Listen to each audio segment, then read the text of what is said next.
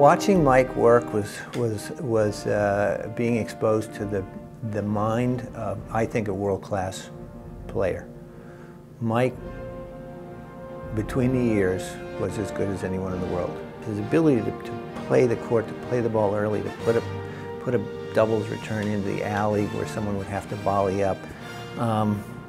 Those were the sort of intangibles. You sort of watched it going, but it's a little bit like a fine wine. If you weren't very sophisticated, you didn't really know what was going on and you wonder why he's winning.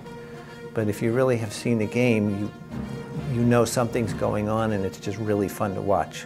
He just had that kind of New York brashness that wasn't afraid of someone just because there might be a ranking, or he just said, you know, I'm from New York. I've seen this stuff. What do you got for me? He taught me something very important. One day he was getting really ticked off at some of the guys on the team. And sometimes I had to calm him down a little more than others. And I said, you know, Mike, you really just got to calm it down here. And he said, Dave, there's a difference. He said, I understand what you're saying, but there are certain errors in tennis that you cannot tolerate. And you have to know when to get mad at yourself at that time. And we have to know when to tell the guys on the team when they do things like that. That's not wrong. And that was actually a great lesson for me.